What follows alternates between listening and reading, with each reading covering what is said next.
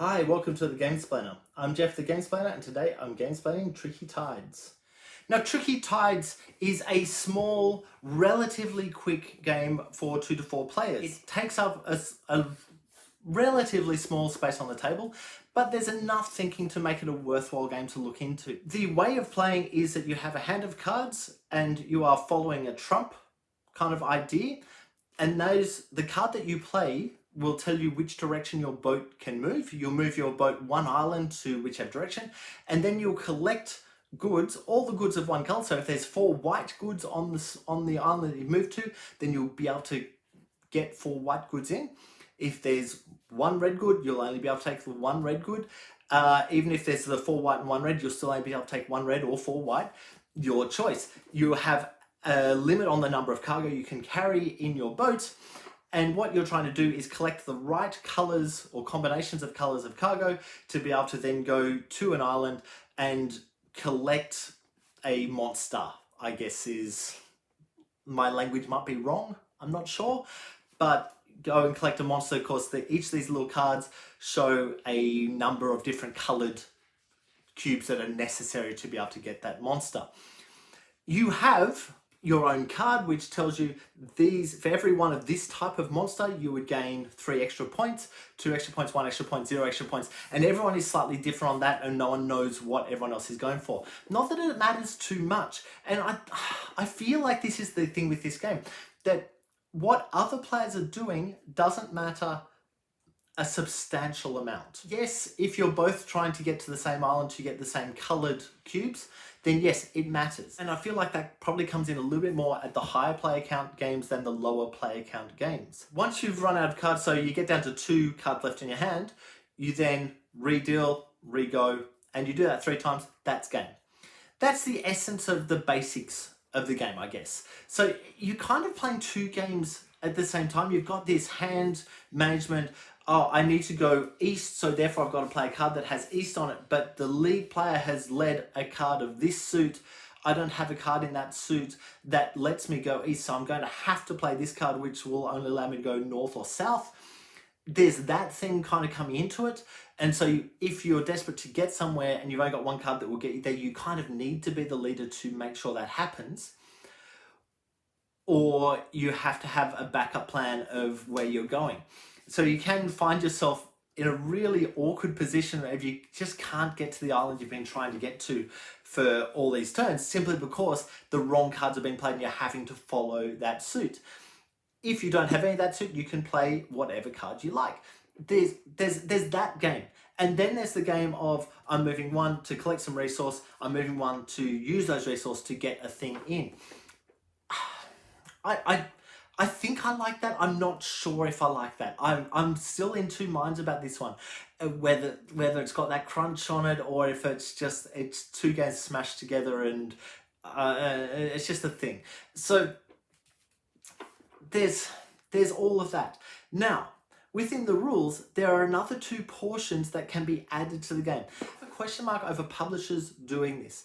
I understand that if we just play that basic game, it becomes family weight and a useful thing. The stuff that's added in isn't that extraordinary. So one of the things that's added in is cards that get turned over. So you have 1 card and just changes the rules slightly or does something a little bit different throughout that round. When you start another round, you flip over another card and that comes into play. There are also 4 monsters which get moved around the board. But the monsters don't do anything negative to you. They just change the state of play. So they might add some extra cubes or they might take a cube away. It's interesting with the player that moves it. It's the player who's on suit with the lowest number.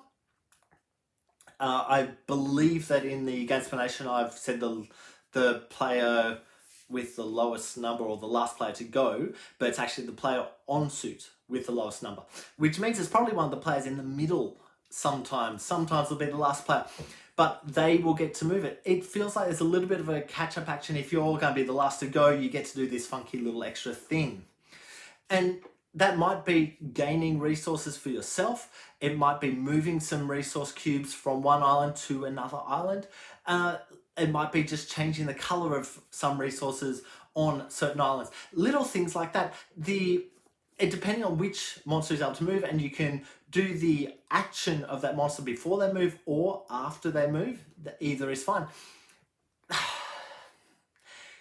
All of this stuff is fine. It all kind of, it makes sense. It all adds in. I fear that when I first played it, I kind of looked at that extra stuff, the extra pack of cards, the extra monster things, and I was like, oh, I can't take any more in. Let's just go with this basic game. I enjoyed playing the basic game, but this extra stuff, it's not so extra that it should be optional. I think that you should just have it in. That's just me personally, since I've actually gone through and learnt the extra stuff as well. It needs to be there. The only reason not to go to that extra stuff, as I say, is if you're playing with kids, you're playing family-ness of a game. Otherwise, I think just read through the whole lot, add all of the stuff in, because it all just adds that little bit of extra, little bit of nuance to the game. This game feels like it's trying to be something, but it's not quite managing. That's probably the only way I can say it. It's just, it's wanting to go somewhere, but there's this disparity between the game on the table and these cards I was saying about earlier. I've got so many cards, I can use these cards to manipulate my way around the table. That's all fine, but then to bring in this kind of this Trump suit idea, it's, I guess it pushes you more towards wanting to become the lead player so that you can lead your Trump. I guess that it means that you are going to be narrowed down with the selection of cards that you can use out of your hand. I don't know if there's a whole bunch of value in doing that, however.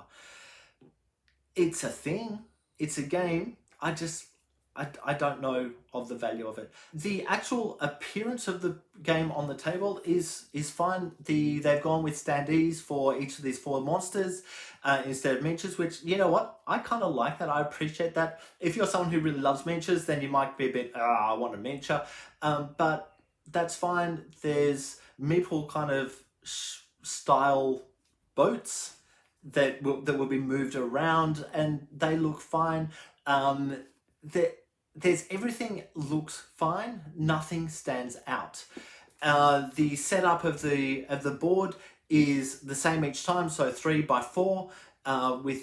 With if you are playing with less than 4 players, you're flipping over the islands that are connected to the player colors that you're not using. So each player kind of has 2 colors, and that's just literally saying this is your start point. Each card has a number on it, and that shows how many cubes are going to come out of the bag onto that spot. There's a couple of little funky things like the gold. Gold can be used as a wild card color. So if I have a gold in my storage and I need to have an extra red from what I actually currently have, I can just use that gold as the red. That's fine. The ability to change from, if I've got 3 whites, I can turn that into a gold, or 3 blacks, I can turn that into gold, or 2 of the other colors, I can turn that into gold as long as they're matching. That's all fine. That gold is worth a point at the end of the game. All of this is easy stuff. It's straightforward. It makes sense. It's worthwhile kind of just pushing into and leaning on. The art of the monsters is fine. I do have a comment that the whale, I believe it is, on the cards, you just got the tail of the whale, but the actual standee is, and the look of the other cards that you're collecting is the top end of the whale attacking something. I think those two should be the same. Whichever way it went, it should be the same so that you're really clear. I mean, it is the only animal that has that tail and face thing going on, so it's relatively easy to work out, but I shouldn't have to work it out at the same time.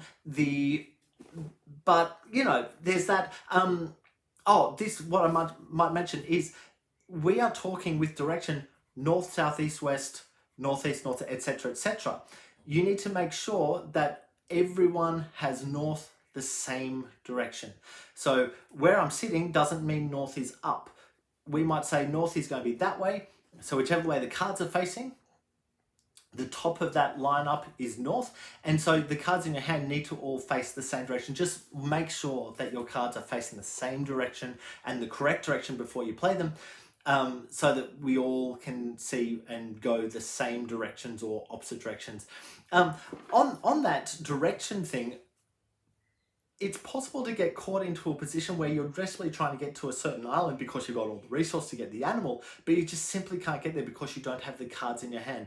So you've got to make sure that you do look ahead and see, am I going to be able to get there? What's my optimal way to get there? If I can't do that because of something else being played, do I have other ways to get there? If I can't go straight up, do I have a card that go left and then go the diagonal to that island? It might take an extra turn to get there, but then you're stuck with I can't use those cards because they're in the wrong suit from what's actually been led. I think that's enough for you to go on with and to kind of get a feel for it. Look, go ahead and watch my Gamesplanation to get a feel for how the game actually plays and everything that goes into Tricky Tides. If you have any comments or suggestions, please write them below. If you have any games that you would like to be gamesplained, please shoot me an email to thegamesplainer@gmail.com. Follow me on Instagram and Twitter @thegamesplainer to keep up to date with the games I'm playing. Subscribe to my videos to keep up to date with the games that I'm gamesplaining. And until next time, enjoy gaming.